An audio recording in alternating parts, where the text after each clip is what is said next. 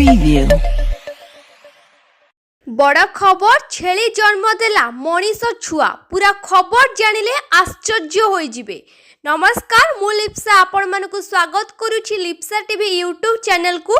वीडियोटी को लाइक करिवे अधिक अधिक शेयर करिवे। अनेक समय रे देश विदेश रु एभली किछि खबर सामना को आसी थाए जहाको देखि सभी आश्चर्यचकित रही जांती, जहाको आखिरे न देखिले विश्वास करिबा मध्य असंभव होइथाए। सेभली एक घटना एबे सामना को आसीछि जेउठी गोटे छेली एक मनीष छुआ को जन्म देइछि। साधारणतः देखा जाए सबु जीवजंतु निज रूपर छुआ को जन्म देइथांती, सेभली मनीष मध्य मनीष छुआ को जन्म देइथांती।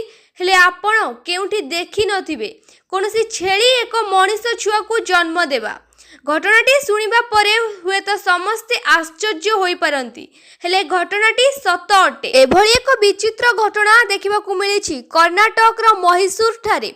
एठारे एक छेली एक मनीष छुआ भली दिसुथिबा एक छुआ को जन्म देइछि, जहार फोटो एबे सोशल मीडिया रे खूब द्रुत गति रे भाइराल हेबारे लागिछि।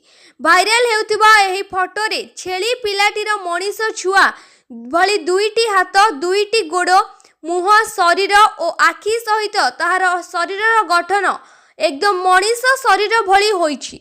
एहा सहित एहा पेटर एहा नाभि मध्य देखिबाकू मिलुछि। एही फोटो भी एबे भाइराल हेबा परे देश तथा देश बाहर मध्य एहाकू नै चर्चा जोर धरिछि। केही लोक एहाकू फेक कहउतबा बेले अन्य किछि लोक एहा उपरे विश्वास करिसंती। अन्य किछि आश्वस्ति लोक एहाकू भगवान को चमत्कार बोली मध्य कहिसंती। तेबे मिलिथिबा खबर अनुसार जन्म देइथिबा एही छेलीटी कर्नाटक रो मैसूर सोलापुर निवासी भास्कर नामनी जणे व्यक्तिंकर।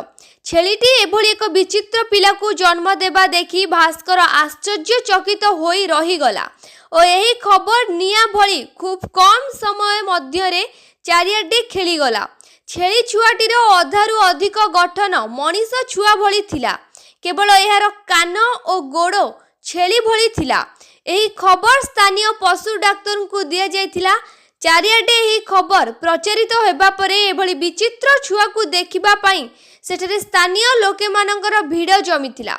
किंतु दुखर विषय हेउची जन्म नेबार किछि समय परे ए अजब दिसुथिबा छेली छुआटी आर पारी को चली जायथिला। एहार फोटो एबे सोशल मीडिया रे भाइराल हेउछि।